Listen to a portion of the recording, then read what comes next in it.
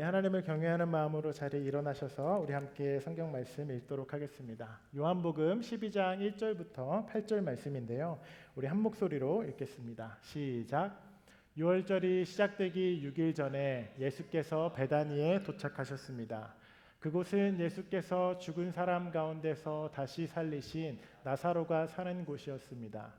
그곳에서 예수를 위해 잔치를 베풀었습니다. 마르다는 음식을 날랐고 나사로는 예수와 함께 음식을 먹고 있는 사람들 가운데 있었습니다.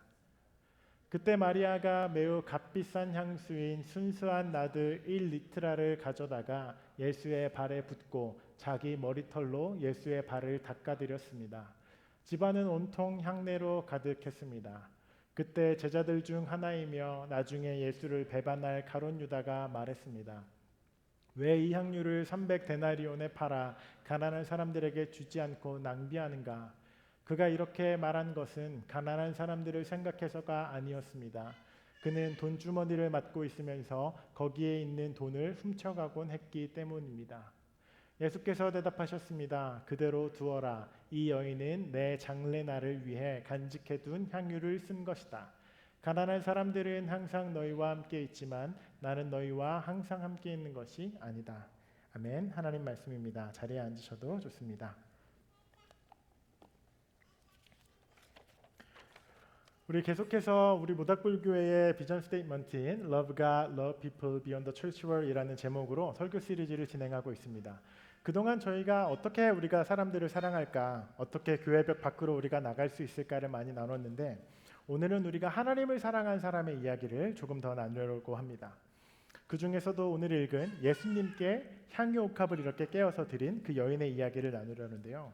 마리아라는 인물, 영어로는 메리라고 하죠. 이 이름이 당시에 굉장히 흔한 이름이었고 신약 성경에 무려 동명이인이 7명이 나옵니다. 그래서 마리아가 되게 헷갈려요. 어떤 마리아인지 우리 먼저 잠깐 설명을 하고 넘어가도록 하겠습니다. 7번 나오는 마리아 중에 여러분이 알고 계신 가장 유명한 마리아가 누가 있죠? 네, 성모 마리아, 예수님 어머니 마리아가 있습니다. 예수님의 육신의 어머니 이름도 마리아였습니다. 그래서 복음서를 읽어보면 가장 첫 부분에 예수님의 탄생 이야기에 나오는 마리아가 예수님의 어머니 마리아입니다. 두 번째로 성경에서 유명하게 다뤄지는 마리아가 예수님께서 귀신 들린 한 이름이 마리아라고 하는 여인을 고쳐주시는데 이 여인을 성경은 막달라 마리아라고 부릅니다. 이 여인은 이후에 예수님의 부활을 첫 번째로 목격한 사람이기도 합니다. 그래서 성경에 자세하게 기록하고 있지는 않지만 그 예수님께서 막달라 마리아를 고쳐주신 이후에 그녀는 아마 다른 제자들처럼 이렇게 예수님을 따랐던 여제자였다라는 해석들이 참 많습니다. 그리고 오늘 우리가 볼 마리아가 베단이라는 도시에 있는 나사로의 누나였던 마리아입니다. 누가복음 10장과 오늘 우리가 읽은 요한복음 12장에 나오는 인물입니다. 이후에 성경에 4명의 마리아가 더 나오지만 우리가 가장 헷갈리기 쉬운 예수님 어머니 마리아, 그리고 예수님께서 고쳐주신 막달라 마리아, 그리고 베다니에 있는 나사로의 누나 마리아를 우리가 함께 보았습니다. 오늘 우리가 나눌 그 마리아는 베단이라는 동네에 살고 있는 마리아 이야기인데요. 이 1절 본문 우리가 읽은 말씀을 다시 보면 예수님께서 이 죽었던 나사로를 살리시고 그 마을에 다시 들어가신다라고 기록하고 있습니다. 때문에 이 마리아라는 여인의 배경은 예수님께서 이전에 그녀의 형제였던 나사로를 살리신 그 사건과 밀접하게 연관이 되어져 있습니다. 예수님께서 이 죽었던 나사로, 이제 3일이 돼서 시체에서 조금씩 냄새가 나기 시작한 그 나사로를 예수님께서 고쳐주시려고 이 베다니에 오십니다. 근데 예수님이 좀 늦으셨어요, 예상보다. 그래서 이 마리아와 마르다 이 두 사람 모두 예수님 당신이 계셨으면 내 형제가 이렇게 죽진 않았을 텐데라고 그렇게 눈물을 흘립니다. 그리고 성경에서 유일하게 기록하고 있는 부분이 예수님이 울었다라고 성경에서 기록하고 있는데 그렇게 유일하게 나온 부분이 이 바로 나사로가 죽었을 때 예수님이 우셨습니다. 예수님께서 이 나사로를 고쳐주시고 또 죽음에서 나사로를 살려 일으켜 주셨거든요. 그 기적이 이 베단이라는 마을 동네에 있었습니다. 때문에 이 마리아와 마르다, 나사로 이 식구들 말고도 이 베단이라는 마을 전체는 나사로라는 인물이 죽었다가 살아난 걸 보고 경험했습니다.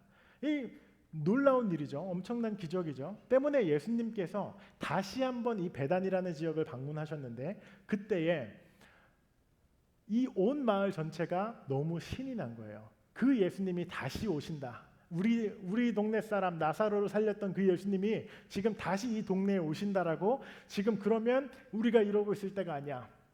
왁자지껄하게 잔치와 파티를 지금 준비하고 있는 것입니다. 그 배경 가운데 예수님이 다시 베다니로 오고 계신 거죠. 그래서 오늘의 장면은 커다란 텐트가 여러 개가 있고 예수님을 포함한 12제자, 그리고 마리아와 마르다, 나사로, 그리고 정말 많은 동네 사람들이 모여서 함께 파티를 즐기고 있는 그런 모습입니다. 이렇게 복잡하고 정신없는 파티의 분위기 속에서 우리가 마치 영화의 기법인 타임랩스라고 아시죠? 두 사람의 인물이 이렇게 포커스온이 되고 주변이 막 빠르게 지나가는 그 타임랩스를 우리가 한번 상상해 봅시다. 예수님께 향유를 부었던 이 베다니의 마리아와의 얼굴과 저 끝에 식탁에 앉아있는 예수님의 얼굴이 이렇게 포커스가 잡히고 사람들은 분주하게 파티를 즐기고 있습니다. 예수님과 이 마리아가 저 멀리서 식탁에서 이렇게 눈을 마주치는 장면을 한번 우리가 상상을 해보자고요.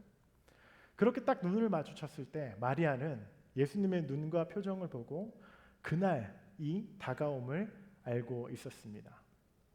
그래서 오늘의 우리가 읽은 이 본문 이야기는 예수님과 마리아가 딱 눈을 마주치고 모든 것이 정지된 것 같은 그 두 사람의 눈빛을 주고받는 그 장면에서 오늘의 이야기가 시작됩니다. 12장 1절 말씀을 보면요, 예수님께서 나사로를 살리신 그 마을에 베다니를 방문하셨다라는 그 배경과 또 한 가지 중요한 설명을 하고 있는데 뭐냐면 유월절이 시작되기 6일 전이라는 정보입니다. 굉장히 중요한 정보이고 예수님께서 어느 시점에 이 마을을 방문하셨는지를 나타내 주는데, 예수님께서 지금 여기가 우리에게 제공하고 있는 이 유월절 6일 전, 이 유월절은 예수님께서 십자가를 지시는 그 유월절입니다. 그래서 예수님께서 유월절에 잡히시고 십자가를 지시고 이제 십자가 순환과 고난을 경험하시는데 꼭 일주일 전 그날 베다니를 방문하셨습니다. 예수님의 제자들을 포함해서 그 파티에 있던 정말 많은 사람들은 일주일 뒤에 이 기적을 행한 예수, 이 능력이 많은 예수가 죽을 거라고는 아무도 상상하지 못했어요. 꿈에도 몰랐습니다. 그냥 저마다 기쁨과 이 능력 많은 예수가 나에게는 혹시 우리 동네에 한 번 더 라는 그런 기대감과 설레임으로 그저 파티를 막 즐기고 있었을 것입니다. 예수님, 나사로가 어떻게 살았습니까? 나사로 너 일로 좀 와봐, 얘기 좀 해봐. 그때 무슨 일이 있었어? 예수님, 저도 사실 이런 문제가 있는데. 저마다 사람들은 왁자지껄하게 그렇게 파티를 즐기고 있었어요. 그런데 단 한 사람, 베다니아의 그 마리아라는 그 사람은 예수님의 때가, 그 유월절이, 십자가의 죽음이 이제 제법 가까이 왔음을 깨달아 알고 있었습니다. 이전에 예수님께서 여러 차례 자신의 죽음에 대해서 가르치시는데 그러한 이야기들을 그 마음에 두었을 수도 있습니다. 때문에 그것을 직관적으로 느꼈을 수도 있고, 자기 자신의 동생의 나사로의 죽음과 부활을 보면서 이것이 예수님의 죽음과 부활 사건을 예표구나라고 그렇게 이해하고 맞았을 수도 있고, 성령의 감동을 따라 그녀가 다가올 예수님의 죽음을 예견하고 알고 있었을 수도 있습니다. 그런데 한 가지 분명한 것은 그날 저녁에 마리아는 그 파티에서 예수님의 얼굴과 미소를 가만히 그냥 보고 있었어요. 그리고 나서 그 마리아는 직감적으로 알았습니다. 그날이 다가오고 있다. 우리의 선생, 나의 가족, 내 동생 나사로를 살리신 그 예수님, 내가 나사로를 잃고 엉엉 울고 있을 때 내 옆에 와서 같이 울었던 내 친구, 내 선생 예수가 이제 그의 말대로 곧 죽는구나. 그리고 더 나아가 이 예수께서 가르치시고 이야기했던 그 생명이 이제 비로소 시작이 되겠구나라고 마리아는 예수님의 죽음을 봅니다. 마리아에게 예수님은 단순히 어떤 기적을 막 베풀고 자기 동생을 살려준 은인 그 이상이었습니다. 그녀는 예수님께서 계속해서 제자들에게 죽음과 십자가를 여러 차례 말씀하셨거든요. 그런데도 그것을 진짜로 믿고 받아들이고 이해한 굉장히 몇 없는 인물 중 한 명이었습니다. 결국 그 십자가에서 완성되는 하나님의 아들의 그 걸음, 세상을 이처럼 사랑해서 오신 그분의 이야기가 곧 끝을 향해 가는구나라는 것을 그 마리아 혼자 그 파티에서 알고 있었습니다. 자기 자신을 포함한 여기 있는 모든 사람들, 더 나아가 모든 생명에게 생명과 소망을 주기 위해, 구원을 주시기 위해, 그 화해를 위해 생명을 드리려는 그 어린 양 예수 그리스도의 결심을, 그 표정을 마리아는 파티 가운데 예수님을 쭉 보면서 보았을지도 모릅니다. 그리고 그 예수님의 표정을 보았던 마리아는 한 가지 마음의 결심을 해요. 자신의 방 깊숙한 곳에 보관하고 있던 향유 한 병을 가지러 갑니다. 성경은 구체적으로 이 향유가 무엇인지, 얼마나 경제적 가치가 있는지까지를 이야기하고 설명하고 있어요. 오늘 순전한 리트라 한 12온즈쯤 되는 그 향유거든요. 그것을 300데나리온이라고 가룟 유다가 이야기하고 있는데, 미국의 달러로 환산하면 한 평범한 노동자의 연간 연봉 정도가 됩니다. 그래서 오늘날 단위로는 한 7만 불에서 8만 불 정도 되는 그러한 향유였어요. 당시의 유대 사회와 문헌과 성서 해석을 같이 비교해 본다면 이 향유는요, 높은 확률로 이 여인의 혼수품이었을 가능성이 높습니다.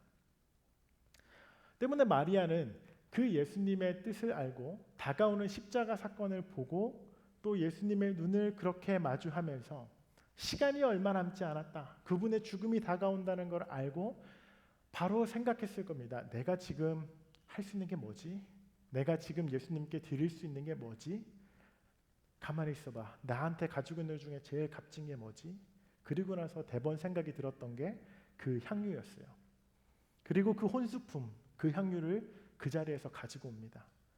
많은 사람들이 막 이야기하고 있는데 망설임 없이 예수님에게로 가서 그 향유의 머리를 따서 그거를 예수님 발에 이렇게 붓기 시작해요. 모든 사람들이 막 시끌벅적하게 파티를 즐기고 있는 당시 마리아가 그 비싼 향유를 뜯어서 붓기 시작하니까 그 향이 온 연회장에 가득했다고 했거든요. 그 기름 향이 온 순식간에 퍼지고 순식간에 파티는 정막이 흘렀을 겁니다. 많은 사람들은 이거 무슨 냄새지? 저 여자 지금 뭐 하는 거야? 라면서 예수님과 그 발 밑에 이렇게 무릎 꿇고 있는 마리아를 주목하기 시작했습니다. 그러자 그녀는 그 향유를 예수님의 발에 이렇게 붓고 무릎을 꿇고 앉아서 자신의 머리카락으로 예수님의 발을 닦기 시작합니다. 우리가 세족식을 보아서 알겠지만 당시 발을 닦는다라는 것은 가장 낮은 사람이 하는 일이었고, 낮은 사람들이 높은 사람을 섬기는 일이었고, 유대인들에게 발을 만진다라는 것은 꽤 굴욕적인 일로 여겨지기도 했습니다. 그럼에도 불구하고 그녀의 행동에는 망설임이 없었습니다. 그저 머리카락으로 발을 닦고 있는 거죠. 순식간에 7만 불, 8만 불 하는 그 향유가 예수님 발 앞에 다 쏟아지는 것을 보고 사람들은 충격을 받습니다. 아마도 꽤 여러 사람들이 수군거렸을 겁니다. 저거 혼수품 아니야? 저거 뭐지? 그 정막을 깨면서 수군거림을 대변하듯 예수를 배반했던 그 가룟 유다가 이렇게 말합니다. 아니 7만 불, 8만 불 되는 그걸 가지고 그걸 그렇게 발에 부을 정신이 있으면 팔아가지고 가난한 사람들을 도와야지. 어떻게 이렇게 낭비할 수 있어? 가룟 유다의 판단과 비판은 꽤 합리적이죠. 그 방에 있던 사람들은 아마 대부분 말 잘했다, well said 라고 아마 말했을지도 모릅니다. 가룟 유다의 그 반발에 동참하고 동의했을지 몰라요. 그래, 마리아 너 좀 과했어, 좀 제정신이야? 라고 생각하는 사람들이 더 크게 수군거리기 시작했습니다. 그러자 예수님은 아니야, 내버려 두어. 그 마리아는 지금 내 장례를 준비하는 거야 라고 그 소란을 잠재우고 오늘 우리가 읽은 이야기는 끝이 납니다. 오늘 우리의 현실과 컨텍스트로 돌아와서 한번 생각해 봅시다. 오늘 우리 중에, 여러분들 중에 어떤 분이 이 모닥불교회나 더 테이블 사역을 위해서 자신의 연봉을 헌금했다고 한번 생각해 봅시다. 여러분 마음속에 드는 첫 마음은 무엇입니까? 아마도 이렇다 저렇다 뭔가 말을 하진 않겠지만 저 사람 저렇게나 여유가 있는 사람이었어? 라고 생각을 한다든지 놀라운데? 지금 교회나 더 테이블이 저 정도 금액이 지금 필요한 이유가 있나? 앞으로 교회는 저거 어떻게 쓰려고 그러지? 저 목사는 어떻게 생각할까? 이런 생각들을 당연히 하시겠죠. 이런 생각과 판단이 드는 건 굉장히 자연스럽고 정상적인 일입니다. 아마도 이런 일이 일어나면 저 역시 꽤 당황할 것 같습니다. 뭐지? 그리고 아마 만나서 바로 이유를 여쭤보고 왜 갑자기 이런 결정을 하게 됐는지 아마 들으려고 하겠죠. 왜냐하면 자신의 혼수품이었던 그 향유를 드리는 건 1년 연봉에 준하는 그것을 드리는 것은 그냥 단순히 넉넉한 마음으로 가능한 일이 아니기 때문에 그렇습니다. 때문에 우리가 이 상식적이지 않은 이 마리아의 행동과 선택에 우리는 궁금증을 가지고 좀 물어봐야 됩니다. 어떻게 그렇게 헌신했지 마리아가? 혼수품이라며 지금 결혼을 포기했는데 어떻게 이런 선택을 저 여자는 할 수 있었지? 그렇게 우리가 질문해봐야 해요. 이 마리아의 헌신은 우리가 여러 가능성을 우리가 보아도 합리적으로 계산이 되는 헌신이 아닙니다. 자신의 혼수품을 모두 그 자리에서 몇 초 만에 쏟아부는 일은 가능한 일이 아니죠. 그런데 여러분, 마리아 편에서 생각을 해본다면 그 향유는 자신의 가장 비싸고 값비싼 물건 중 하나가 예수님께 드려지는 그 순간 이것이 뭔가 아깝거나 계산되었다고 행동을 하지 않았을 겁니다. 자, 다시 마리아를 보시면 그녀의 행동을 보면 마리아가 전혀 계산한 것 같아 보이진 않아요. 왜냐하면 마리아가 이 향유를 예수님께 드릴 수 있었던 단 한 가지의 이유는 그 파티 속에서 이제 십자가를 일주일 앞둔 어린 양의 얼굴을 보았기 때문입니다. 자신의 남동생을 죽음에서 생명으로 구원해 주었고 부활을 이렇게 기적을 행했던 예수님인데 정작 본인 자신은 십자가와 죽음의 길을 걷기로 마음먹은 그 결심을 마리아는 보았습니다. 다른 제자들 모두 말이 안 된다고, 예수님 죽음 아니라고, 그런 일 일어나지 않는다고 믿지 않고 막 반항하고 막 그랬는데 마리아는요, 예수님께서 그 생각을 조금도 바꾸실 마음이 없다는 걸 알았습니다. 자신을 포함한 여기 있는 모든 사람들에게 예수님이 그렇게 이야기했던 내가 곧 길이고 진리고 생명이다. 나로 말미암으면 생명을 얻는다. 내 안에는 마르지 않는 생수가 있다. 내 멍에를 메고 져라. 이것은 쉽고 가볍다. 예수님의 그 가르침들이 이제 후루룩 오버랩이 되면서 예수님이 마음을 먹었구나. 저분 진짜 죽으러 가시겠구나. 라고 마리아는 압니다. 그리고 자기 자신을 포함한 이들에게 생명과 소망을 주기 위해 예수님의 그 사랑이 십자가를 통해 열매를 맺게 된다라는 것을 알았을 겁니다.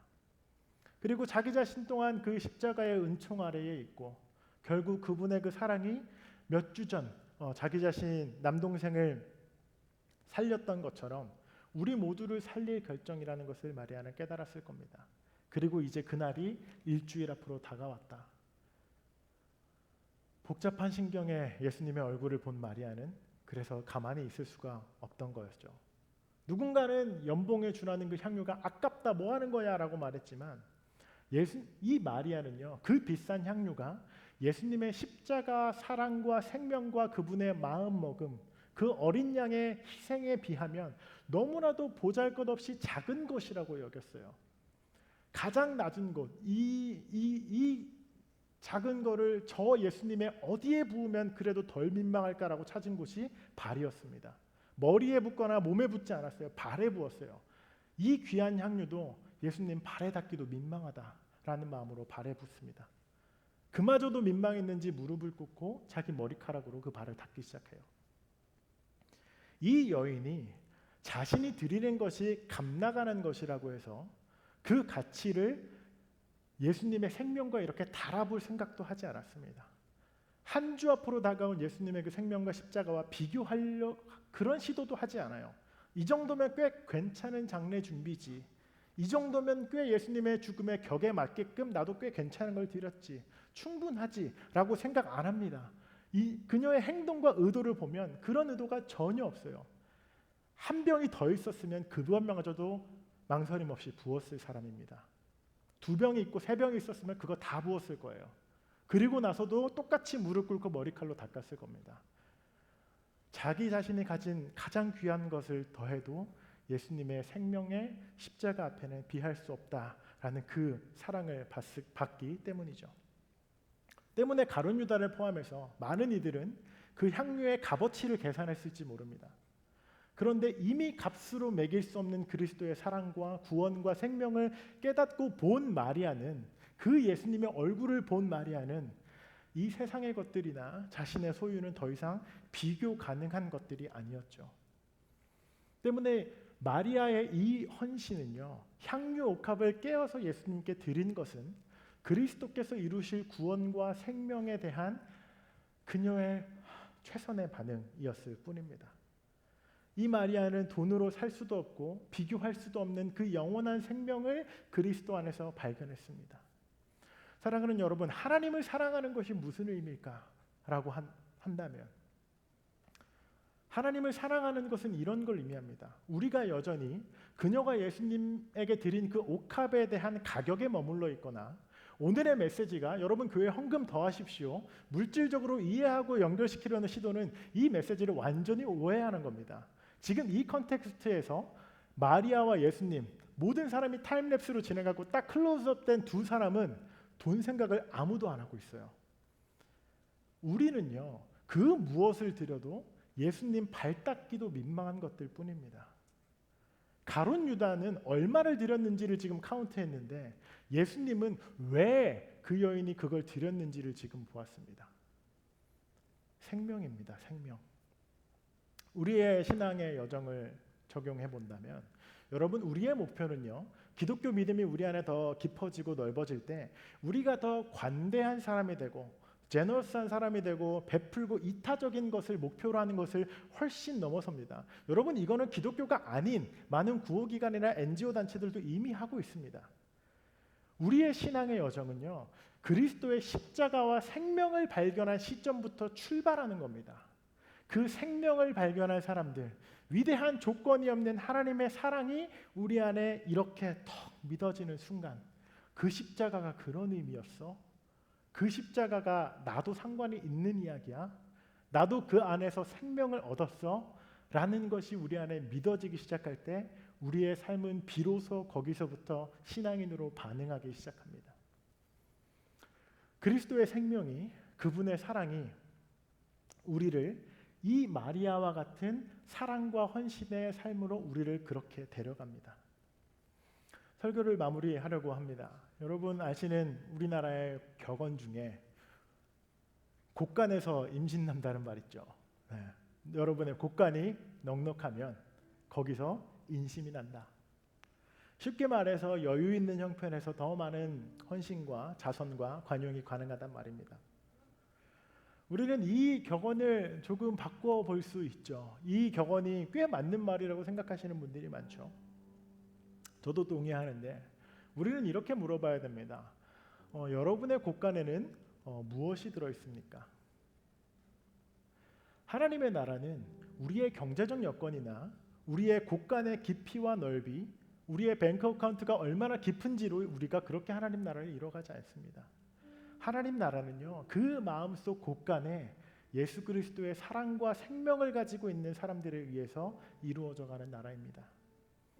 그 생명은요, 어떠한 물질과도 비교할 수 없는 영원한 창조주 하나님의 풍성함이고 그리스도께서 우리에게 주시는 완전한 만족감이고 환난 날에도 가난할 때도 부할 때도 흔들리지 않는 소망이고 마르지 않는 기쁨이 됩니다. 향유옥합을 드린 마리아의 그 마음의 곳간에는 자신을 향해 생명을 내어주려고 마음먹은 그 예수 그리스도의 사랑이 그 마음에 담겨 있었습니다.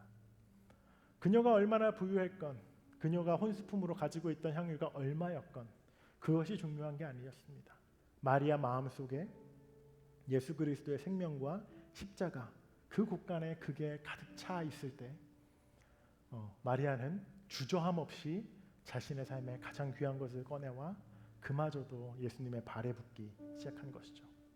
오늘의 말씀을 마무리하면서 한 가지 우리가 생각해 볼 질문과 묵상은 여러분 마음속 곳간에는 무엇이 들어있는가입니다. 우리의 마음속 깊은 곳에는 그리스도의 사랑이 들어있습니까?